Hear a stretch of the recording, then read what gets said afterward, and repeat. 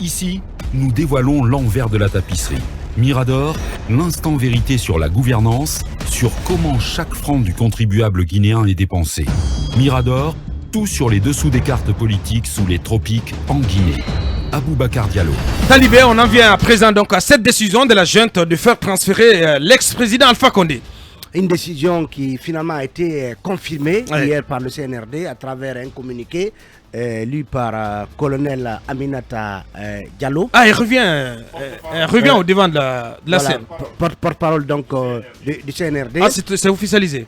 J'ai pas su. En qualité de porte-parole du CNRD et donc qui annonce que le président Alpha Condé a été effectivement transféré du palais Mohamed V à la résidence officielle de son épouse Hadia Diéné Kaba. Mais quand on dit résidence officielle, ça sonne comment? Oui, c'est la résidence, en tout cas considérée comme étant officiellement celle de la première dame qui était, qui était à l'époque, donc Hadia Diéné Kaba. Cette résidence, elle est donc attribuée. Non, c'est là où elle loge. Oui, c'est ça qu'elle loge. Elle tient lieu donc de résidence officielle de l'ex-première dame. Parce que c'est un bâtiment de l'État. Public. Un bâtiment public. Bien. Un bâtiment public donc. Donc le président Alpha Condé finalement se retrouve là. Et déjà, hier, quand nous passions par là vers la corniche, nous avions pu constater donc le déploiement d'un dispositif de sécurité impressionnant avec des blindés qu'on a pu observer. Et ça confirme donc la présence du président Alpha Condé là. Et des informations annonçaient que Hadia Diéné, qui était en Europe pour des soins, devait rentrer. Je ne sais pas si c'est confirmé qu'elle est rentrée hier soir. Si c'est effectivement le cas. Donc aujourd'hui, c'est une évolution, comme on l'a dit hier, puisque le président Alpha Condé, qui était enferré du côté du palais Mohamed V, n'ayant pas toute la liberté requise, en tout cas, pourra peut-être se sentir plus à l'aise du côté de l'Andrea, mais on a vu sur les réseaux sociaux et à travers les médias la réaction de ses partisans qui saluent donc au moins cette évolution. Un petit touffe de soulagement quand même, on peut dire, Mamadou Ouri. Ah oui, un petit soulagement. Je peux déjà dire que en termes de commodité, le président ou l'ancien président Alpha Condé peut se sentir plus ou moins à l'aise à l'intérieur. Parce qu'on a appris que le bâtiment a subi en tout cas quelques rénovations et les meubles ont changé donc pour créer le confort, le minimum de confort. J'y ai été. Je crois que je suis le seul qui ait fait une interview avec la première dame. Tout à votre honneur. Hadia Diéné Condé, sur son profil et tout le reste. Bien. Donc j'essaie. Je vais t'interrompre. On va aller sur le terrain pour entendre le porte-parole du gouvernement, monsieur Ousmane Gawal Diallo, en direct sur Film FM. Bonjour, monsieur le porte-parole du gouvernement. Allô? Oui, bonjour, monsieur le ministre. Bonjour Abakar, bonjour. Bienvenue sur Film FM et merci d'avoir accepté notre invitation. Première question à Koumba Diallo. Monsieur le porte-parole, la tenue d'un porte-parole du gouvernement mesure combien de mètres de hauteur? Pour briser la glace. Parce que je pensais que votre dos était si avachi que vous aviez pris la forme de la tour de Pise. C'est pour ça que je vous pose la question. C'est vrai. Il y a le poids de la responsabilité qui est là et donc qui forcément donne un peu de courbure à la colonne vertébrale, mais ça va. Bien.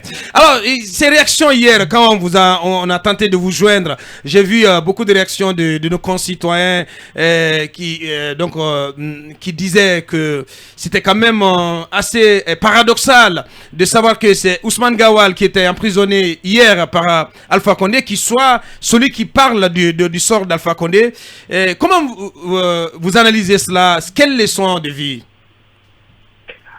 Bon, disons que d'abord c'est dommage ce qui arrive à l'ancien président, mais je ne parle pas de son sort. Son sort éventuellement relèverait de la justice, elle ne relève pas du porte-parole. Le porte-parole va juste indiquer la position du gouvernement sur sa situation, mais le sort, s'il y a un sort à lui réservé, ce sera à la justice d'en parler, ce n'est pas à un porte-parole. Mais bon, il faut quand même le souligner, c'est regrettable parce que Il fait partie de ces opposants en son temps qui ont de façon assez importante marqué l'histoire politique récente de l'Afrique, et puis voir comment ça se termine, c'est déplorable parce que nous avons besoin aussi de symboles, et on n'a pas besoin de ce type de symbole-là.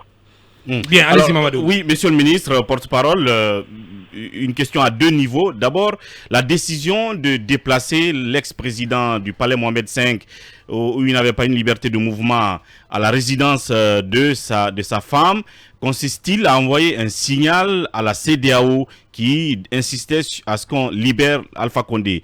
Deuxième niveau de la question, c'est que une chose est de le transférer, mais l'autre chose c'est de définir les conditions justement de ce que l'on peut appeler une semi-liberté. Les conditions, c'est quoi? Est-ce qu'il va avoir droit à des visites? Combien de personnes par jour? Est-ce qu'il va pouvoir sortir? Est-ce qu'il aura accès à son téléphone? Ainsi de suite, parce qu'il faut clairement définir les conditions, les contours de cette liberté surveillée, si on peut l'appeler ainsi. D'abord, est-ce que c'est un message en direction de la CEDEAO? Non, c'est pas en direction de la CEDEAO, c'est en direction de notre communauté nationale d'abord.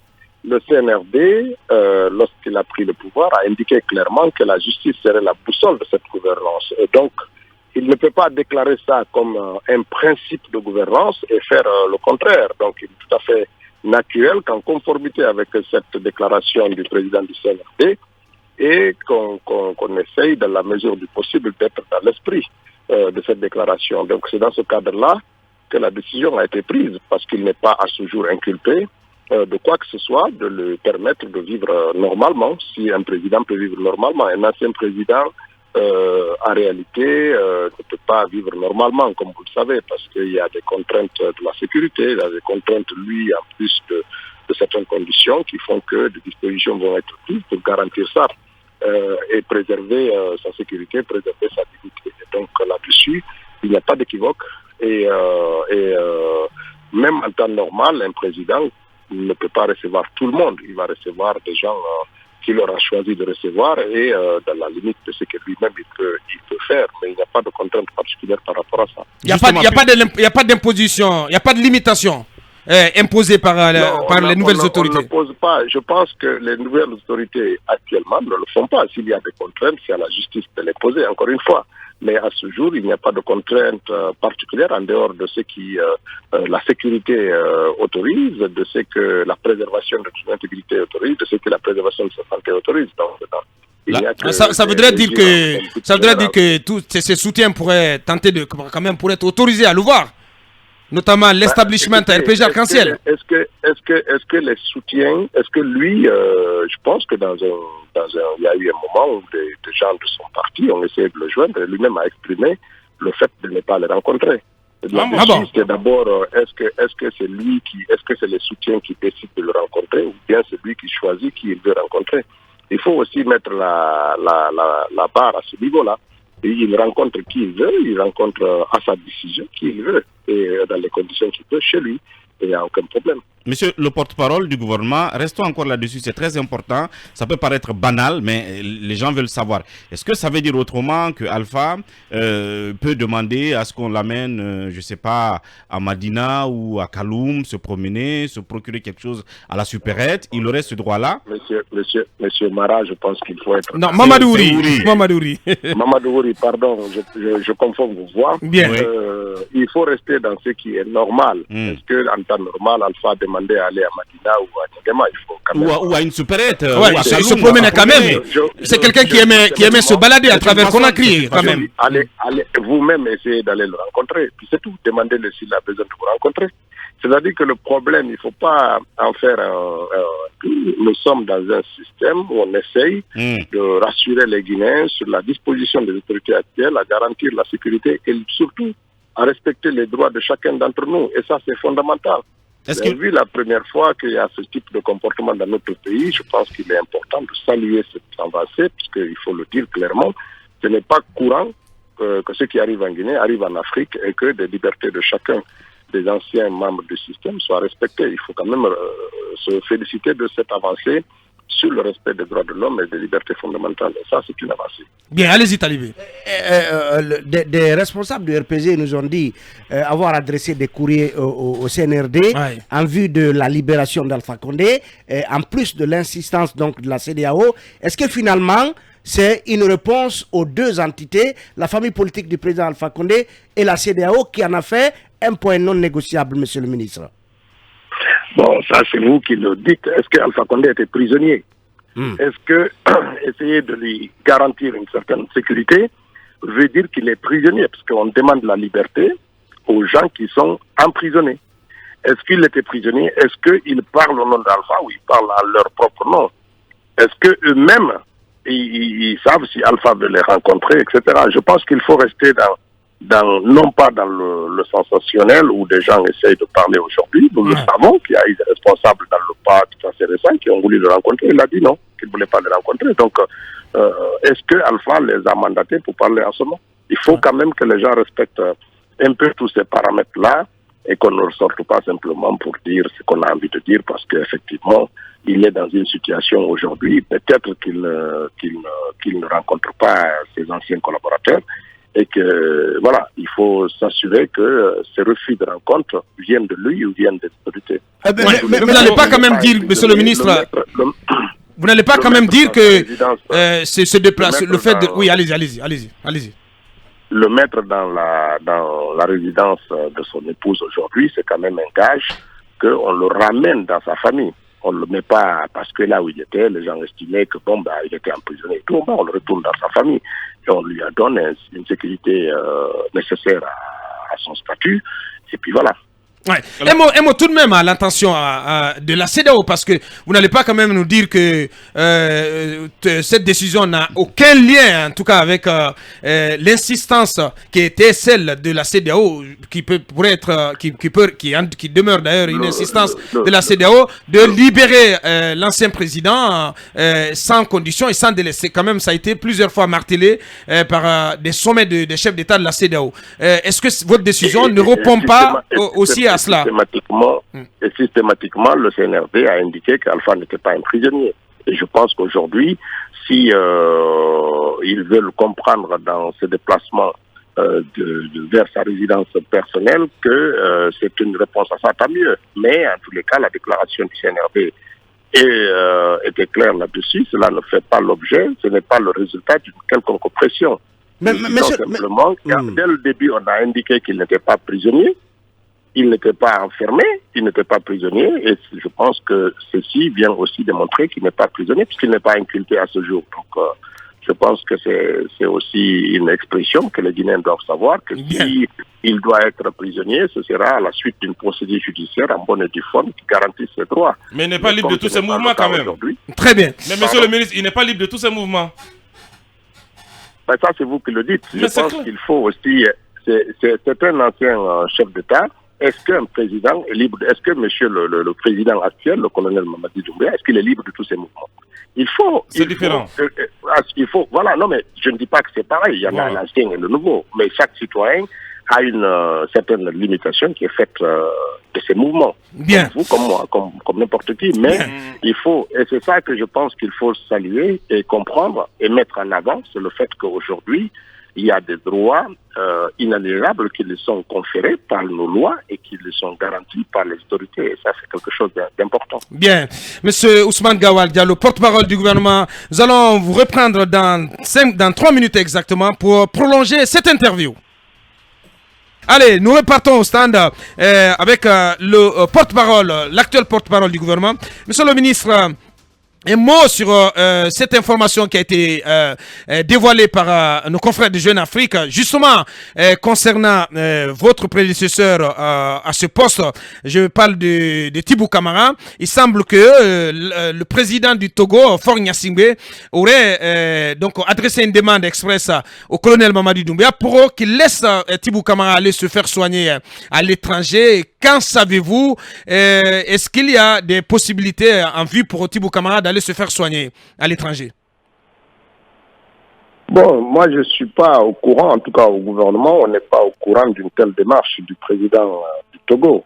Maintenant, il faut savoir une chose, c'est qu'il y a des dispositions générales qui ont été prises depuis le 5 septembre, celles qui consistent à récupérer les passeports d'un certain nombre de personnalités de ce pays, parce qu'ils estiment qu'à un moment ou à un autre, quand on en a besoin, pour clarifier un certain nombre de sujets, on doit pouvoir en disposer. Maintenant, est-ce qu'il y a eu une demande du ministre Tidjou Camara pour aller se soigner à l'étranger et est-ce qu'il y a eu une nécessité que le président togolais intervienne là-dedans? Je ne suis pas informé de ça.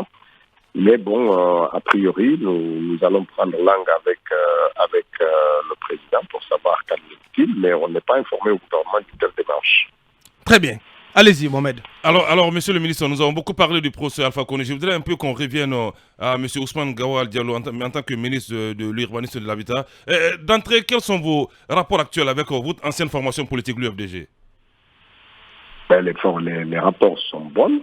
Il n'y a pas d'équivoque là-dessus. Je me suis exprimé chez un de vos confrères la dernière fois. Oui. Nous sommes et demeurons des acteurs politiques, mais nous assumons aujourd'hui des missions au nom de l'État et d'un gouvernement dont nous assumons pleinement la mission et là-dessus, nous n'allons pas faire d'amalgame. C'est pour ça que vous me permettrez de ne pas m'éloigner de la mission qui est la mienne et de parler de mon parti ou de notre parti politique, parce que il faut ramener les Guinéens à comprendre qu'il y a une séparation nette entre le comportement et la mission des responsables de partis politiques et le comportement et les missions des responsables du gouvernement. Et ça, nous devons rassurer les Guinéens qu'on ne peut pas, qu'on doit pouvoir le faire sans entraver les libertés de chacun, sans priver les devoirs des citoyens. Et ça, c'est important. Alors, comment comptez-vous gérer l'épineuse question des déguerpis de Kapo-Rail? Ce n'est pas une question qui relève du ministre de l'Habitat, c'est une question qui relève de la justice. Encore une fois, la justice, pour nous, c'est elle qui doit trancher les contentieux, de quelque nature qu'il soit. Si vous avez un problème avec moi, c'est à la justice de le régler. Moi-même qui vous parle, j'ai des problèmes de manio. J'ai des problèmes de la terre parce que j'ai acheté des terres, d'autres l'ont revendu, parce que je n'avais pas pris toutes les dispositions, d'autres l'ont accaparé. Donc voilà, on a tous des contentieux, directement ou indirectement, mais c'est à la justice de trancher. En tant que ministre de l'Habitat ou de l'urbanisme, je ne peux pas décider que le problème de Kapo-Rail, ce n'est pas un problème de l'habitat, c'est un problème de justice parce qu'il y a des citoyens qui estiment que leurs droits ont été violés. Et il y en a qui estiment qu'ils sont en leur plein droit. Je pense que c'est à la justice de trancher. Et une fois qu'elle aura tranché, nous allons matérialiser les décisions judiciaires dans le pays. Et ça, c'est ce qui est important. Et nous devons donner la chance à ça, à cette possibilité de notre institution judiciaire de se reconstruire, comme tous les Guinéens. Bien. Encore 5 minutes avec le ministre porte-parole du gouvernement. Allez-y, Akoumba. Monsieur le ministre, c'est vrai que dans votre prestation, vous avez répondu à quelques éléments de ma question, mais je vous la pose quand même, peut-être espérant plus de détails. Vous êtes porte-parole d'un gouvernement qui est dans un pays de mission. Mais il se trouve qu'il y a une crise de confiance entre la parole officielle et les administrés. C'est notamment le cas de la Guinée. Peut-être que je peux me tromper d'appréciation, mais en tout cas, c'est ma perception. Dès qu'il y a une version officielle, en tout cas venant du gouvernement, on pense qu'il s'agit là d'une véritable industrie du mensonge. Maintenant, vous êtes porte-parole, moi je peux même dire que vous êtes en partie chargé de relations étrangères pour le gouvernement.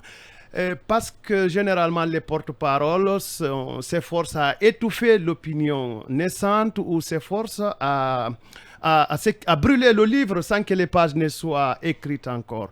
Vous êtes aujourd'hui porte-parole. Comment allez-vous vous prendre pour que ce que vous dites au public soit un tant soit peu accepté du cause de son objectivité? La question, parce que l'explication me noie un peu et il y a des déperditions du son. Je ne sais pas si c'est... Peut-être reposer la question en une phrase.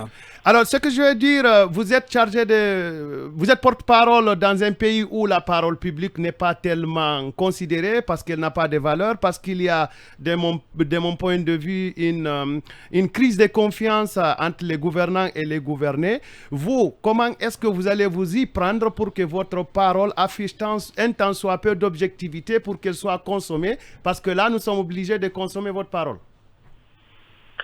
Disons que depuis le processus de rectification qui a été amorcé le 5 septembre, le CNRD s'efforce de rassurer les Guinéens, de redonner confiance aux populations, de rétablir notre appareil judiciaire, notre appareil sécuritaire et bref, de faire en sorte que les Guinéens croient de nouveau à ce qui les administrent et que ceux qui administrent aussi gouvernent avec plus d'humilité, plus de modestie et de responsabilité dans la conduite de l'action publique. Nous nous efforcerons de faire ainsi et à partir du moment où vous le voyez, le président du CNRD et chef de l'État est en train d'une certaine manière de rassurer les concitoyens quant à sa bonne volonté parce que la plupart des actes sont posés, les intentions exprimées par la parole sont en train d'être matérialisées. Et même cette décision de remettre l'ancien chef de l'État au domicile de son épouse procède aussi de la matérialisation de la volonté exprimée par le président Mamadi Doumbouya de dire que c'est à la justice de guider la nation, c'est la boussole de la nation et ça c'est fondamental. Donc à partir du moment où les populations voient des actes posés qui sont en conformité avec les déclarations, c'est petit à petit que la confiance va se consolider et que les uns et les autres finiront par comprendre ou par reprendre confiance à l'action publique. Et ça c'est notre devoir. Et c'est dans notre comportement, dans notre capacité à traiter tout le monde de la même manière, dans notre capacité à traiter le RPG, l'IFTG, le PDN, tous les partis politiques de la même manière, sans suffisance, sans orgueil, sans mépris, dans le respect des principes de droit qui régissent nos rapports. Et je pense que c'est dans ce fonctionnement-là que la confiance peut être rétablie et que petit à petit, nous aurons confiance à notre État et à nos institutions. Bien. Monsieur Ousmane Gawal Diallo, porte-parole du gouvernement, encore deux dernières questions. Allez-y, Talibé. Monsieur le ministre, le gouvernement annonce l'envoi d'une mission gouvernementale du côté de Gawal pour donc faire l'état des lieux et envisager des mesures afin de, disons, gérer la question soulevée par l'exploitation de l'or dans cette préfecture. Vous êtes de cette préfecture.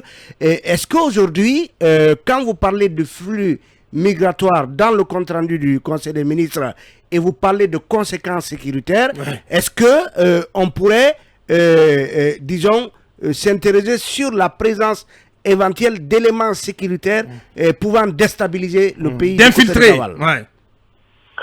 Non, il ne faut pas non plus dramatiser et créer la panique dans le pays. Cela ne fait pas partie de notre compte-rendu. Néanmoins, lorsqu'il y a une mobilisation humaine dans une localité, avec l'absence du cadre de l'habitat, les conséquences sur l'environnement, sur les champs, sur le voisinage, et puis sur l'agression de la nature qui va en découler de tout cela, sur les modifications de certaines mœurs de la société, tout ceci entraîne, ce sont des sources potentielles de conflits.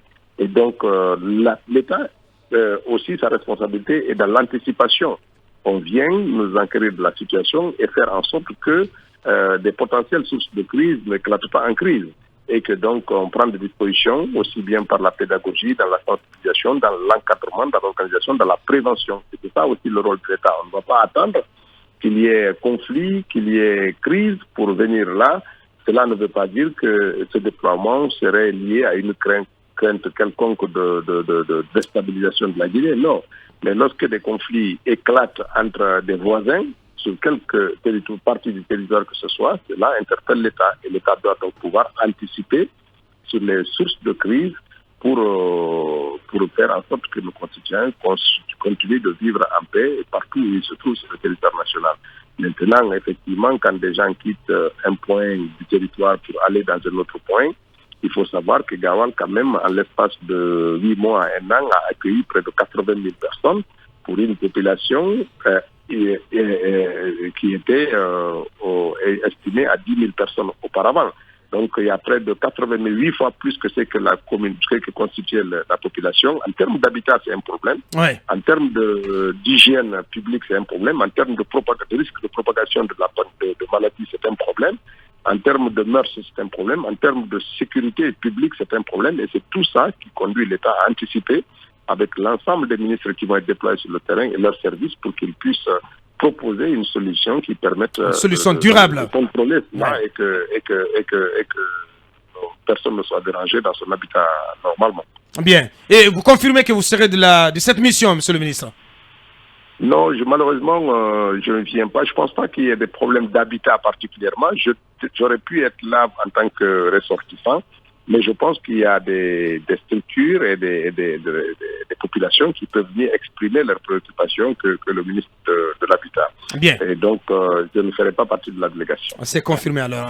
Allez-y, l'avant-dernière question. Monsieur le ministre, avant la pause, une question m'est restée en travers de la gorge concernant le président Alpha Condé. Beaucoup estiment que le fait de le mettre dans une résidence, celle de son épouse, c'est déjà une évolution. Est-ce que, in fine, on pourrait permettre à Alpha Condé enfin de sortir du pays, comme certains chefs d'État se disent disposés à l'accueillir dans leur pays, c'est par exemple le Congo-Brazzaville ou la Turquie. Est-ce que vous envisagez permettre à Alpha Condé de sortir du pays, éventuellement pour des soins, et que sais-je encore? Habituellement, quand j'ai quelque chose au travers de la gorge, je prends une gorgée d'eau. Je n'en ai pas ici, malheureusement. Bien. Non, mais je pense qu'il y a eu des chefs d'État dans le passé qui ont voulu l'accueillir chez lui, et Alpha a exprimé clairement l'idée qu'il ne veut pas aller, il veut rester en Guinée, et ça, c'était sa volonté. Certains chefs d'État ont témoigné de ça lorsqu'ils sont sortis après leur rencontre. Il a dit qu'il veut rester en Guinée. Maintenant, aujourd'hui, je vous le dis clairement, il n'est pas inculpé. Et donc, il a des libertés, il a des droits, s'il les fait valoir, mais comme vous l'avez constaté, un certain nombre de membres du gouvernement sont, pour l'instant, pour des besoins, on les a retirés de leur passeport, c'est pas parce qu'ils sont en prison. Si l'Alpha a exprimé le droit de partir à l'étranger et tout ça, et qu'il n'a rien à le poursuivre ou à le réclamer, je ne vois pas pourquoi on le refuserait, même si ce n'est pas aujourd'hui sa demande, ce n'est pas dans l'optique qui est envisagée. Mais il reste ici, il a exprimé le choix de rester ici et éventuellement de faire face à n'importe quoi. Il est là. Donc nous garantissons ce droit que lui-même il souhaite. Bien, mais jusqu'à quand vous allez continuer de garder les documents de voyage des anciens dignitaires du régime d'Alpha Condé? Vous savez, la rectification n'est intervenue que depuis 3-4 mois. Donc, encore un peu de patience parce qu'il y a besoin de construire des choses dans la confiance, le temps que les uns et les autres aussi se rassurent. Oui, mais monsieur le ministre... Il y en a parmi eux quand même qui ont des problèmes de santé, il y en a d'autres qui veulent voyager. Quand même, ils sont comme dans une sorte de prison à ciel ouvert, monsieur le porte-parole du gouvernement quand même. Ben, j'imagine que moi je ne veux pas dire qu'ils n'ont pas le droit d'aller se soigner parce que moi-même j'en ai personnellement vécu la volonté d'aller parce que malheureusement nos hôpitaux ne peuvent pas accueillir un certain nombre de soins, mais est-ce la responsabilité du CNRT de dire que l'hôpital d'Oka ou Yastin, c'est que nous avons de meilleurs dans le pays, ne peut pas traiter les maladies les plus simples? Est-ce que c'est de la responsabilité? Est-ce que c'est votre responsabilité? Quand vous avez mal aujourd'hui, vous allez où? Vous allez à Donka, vous allez à Ignastim, vous trouvez une clinique sur place, ou bien vous êtes obligé, comme beaucoup de gens, d'aller à l'étranger. Je pense qu'il ne faut pas faire l'amalgame là-dessus. Il n'y a pas aujourd'hui d'arrestation ni d'empêchement de cette nature-là. Et le droit aux soins est un droit fondamental lorsque cela est nécessaire. Le CNRD, il fera face sans aucun problème. Je ne pense pas qu'il y ait eu ce type de demande exprimée et qu'il y ait eu un refus catégorique de dire non, personne n'y va. Nous garantissons les libertés et les droits de chacun. Bien. Dernière question, Mamadouri. Ousmane Gawal en tenue militaire, manche retroussée. Je ne sais pas si vous avez fait montre un peu de vos qualités athlétiques. Vos qualités d'arts martiaux. Mais en réalité, au sortir de cette retraite-là, est-ce que clairement, on vous a fixé complètement vos objectifs ou est-ce que vous avez vos feuilles de route clairement définies? Parce qu'à écouter, ne serait-ce que des diplomates, sinon des partenaires au développement, ils attendent ce que veut ce gouvernement de transition en termes de calendrier, plan d'action, d'activités projetées. Est-ce qu'en clair, vous avez quelque chose sur la table à présent? Au sortir de cet atelier. Il y a eu un document, lorsque le CNT va finir d'être mis en place, qui sera mis à la connaissance du peuple guinéen. Vous savez qu'il y a des procédures pour faire mettre en connaissance la politique générale qui va être suivie par le gouvernement-là et qui sera déclinée par le Premier ministre. Donc, le moment venu, on vous dira, mais c'est clair que cette recette nous a permis d'harmoniser nos positions et de clarifier au suivant la lettre de mission. été assigné au Premier ministre chef du gouvernement, M. Mohamed Yavogui. Donc nous avons avancé sur ce point-là et je pense que dans très peu de temps, vous serez informés. Maintenant, cette retraite aussi, elle a eu d'autres vertus. D'abord, le fait de quitter à Conakry en bus pour aller à notre lieu de retraite, oui. C'était beaucoup d'économies. On aurait pu aller chacun dans son véhicule, avec son garde-corps, avec son chauffeur. Oui. Ça aurait entraîné des coûts d'hébergement, des coûts de nourriture, etc. Et le fait d'aller dans le gîte des militaires rappelle aussi à ces militaires que, ma foi, ceux qui dirigent aujourd'hui ne méprisent pas leurs conditions de vie. Nous partagions cela sous leur tente, leur repas, sans que rien n'ait été modifié dans leurs habitudes. Nous partagions les mêmes toilettes, nous partagions les mêmes tentes, nous partagions les mêmes repas, et ça, c'est aussi leur dire la reconnaissance par rapport à ce qui est arrivé le 5 en disant, écoutez, c'est pas des gens qui vivaient dans un luxe inouï, mais c'est des Guinéens qui étaient là modestes, et en empruntant ces voies, cela nous rappelle aussi, ou nous réactualise dans l'immensité de la tâche qu'il y a à faire par rapport aux besoins d'infrastructure qu'il y a dans ce pays, et qui est primordial. Et donc, on fait plusieurs opérations en même temps. Oui. On appelle les objectifs de la déclinaison des programmes du gouvernement. On est sensibilisé ou resensibilisé sur les conditions de vie de nos concitoyens. Quand on imagine que Kindia Conakry, ça nous a pris presque 8 heures de temps. Ouais. Et ça, c'est inimaginable quand on sait qu'il y a des femmes quand même qui quotidiennement, pour vendre leur production, ont besoin de faire ce trajet. 8 heures à l'aller, 8 heures au retour. C'est quelque chose d'inacceptable dans un pays qui peut revendiquer 63 ans d'indépendance. Donc, tout ceci nous dit qu'il y a des priorités qui sont très urgentes et dont il faut absolument mener à son terme dans cette transition, ou en tous les cas, jeter les bases qui sont nécessaires. 135 km 8 heures de temps, c'est beaucoup. Et après, les conditions de vie des militaires, il n'y a plus personne qui va nous les compter, puisque nous avons été dans des camps très modestes où des gens vivent en harmonie, où des règles sont respectées, où il y a une forme de discipline qui est indispensable dans la conduite de l'action du gouvernement. Et tout cela, la hiérarchie, la discipline, les priorités qui vont être déclinées, tout ceci est important à réactualiser pour les membres du gouvernement, et c'est ce que nous avons fait pendant cette retraite, et en même temps, sans que cela ne coûte très cher à l'État. Et chacun des membres du gouvernement a désormais donc sa feuille de route clairement posée sur sa table. Écoutez, nous avons nos feuilles de route dès le départ. Vous savez, quand vous êtes ministre, il y a un certain nombre de priorités. Et moi, j'ai eu le plaisir de le décliner pour ce qui concerne mon département, en disant que voilà, la priorité va sur la simplification des procédures d'obtention des titres fonciers, la sécurisation des documents du foncier et la construction de logements sociaux. Ces trois axes-là résument bien ce qui est dans ma feuille de route comme priorité assignée par le gouvernement. Oui, mais monsieur, certains vous diront 3 priorités, mais sur quelle durée? Parce que on vous reproche d'avoir été planifié l'action gouvernementale alors qu'on ne connaît pas la durée de cette transition, monsieur le ministre.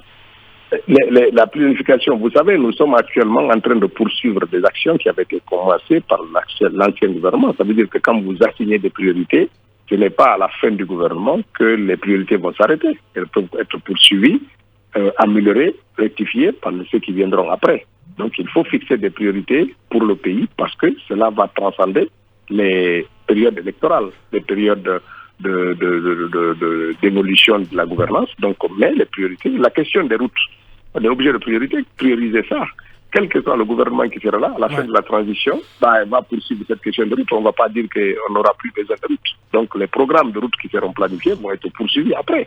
Les programmes de logements sociaux vont être poursuivis. Les questions de sécurisation du foncier, ça va être poursuivi. Quel que soit, ça ne peut pas être calé à la durée d'une transition parce que ce sont des besoins vitaux de la nation. Très bien. Oui, Mohamed, pour clore complètement. Oui, pour clore. Monsieur le ministre, je voudrais un peu encore revenir en arrière pour éclairer les lanternes de nos auditeurs. Vous avez affirmé le professeur Alpha Condé a opposé une fin de non-recevoir suite à une demande de visite proposée par les cadres de son parti, du RPG Arc-en-Ciel. Est-ce que vous confirmez encore cette information avant de continuer?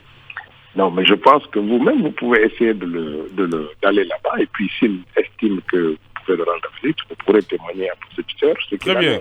Je pense qu'on n'a pas besoin de rentrer dans des polémiques. Si vous-même, vous êtes des journalistes, si vous essayez de le rencontrer, s'il il dit vous allez recevoir, vous allez voir jusqu'où il y a une certaine conformité. Non, si vous le facilitez, j'aimerais bien qu'il m'accorde une interview. Bien. Alors, très rapidement.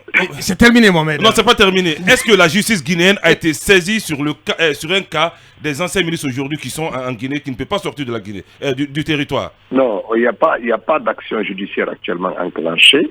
Et maintenant, c'est à la justice de dire si elle a des choses à reprocher aux uns aux autres et sous quelle forme ils veulent les entendre éventuellement. Mais il n'y a pas aujourd'hui d'action judiciaire enclenchée contre qui que ce soit. Bien. En tout cas, on a été vraiment complet là-dessus. Et grand merci à vous, monsieur Ousmane Gawal Diallo, porte-parole du gouvernement. Merci de cette disponibilité. Merci beaucoup. Merci. Donc, c'était Ousmane Gawal Diallo, le ministre porte-parole du gouvernement que nous avons interviewé dans le cadre de cette émission. Talibé, en une minute, le temps de revenir là-dessus. Qu'est-ce qu'on peut retenir globalement de cette interview? Oui. D'abord, sur la forme. Oui, bon, la forme, c'est toujours le même Ousmane Gawal, disons, avec beaucoup d'aisance. Toute la verbe qu'on lui connaît. Beaucoup d'aisance, donc, dans la communication. Mais en ce qui communication assez posée, assez posée, maîtrisée. Assez posée, assez maîtrisée. Et justement, aujourd'hui, on sent que la question Alpha Condé, d'abord, revient à Alpha Condé lui-même, parce que en tant que porte-parole du gouvernement, quand il nous apprend qu'Alpha a dit niet, je ne sors pas du pays, Alpha a refusé de recevoir des cadres de son parti qui ont souhaité le rencontrer. Ouais, on voudrait une véritable claque. Hein. Vous comprenez? On va essayer de revenir là-dessus. Mirador, la confiance dans la grande messe de l'investigation journalistique, la plus grande tribune politique de la Guinée. Avec Aboubacar Diallo, Talibé Bari, Mohamed Mara, Mamadou Ri Diallo, Akoumba Diallo, Kabinet Fofana, Mamadou Diambaldé.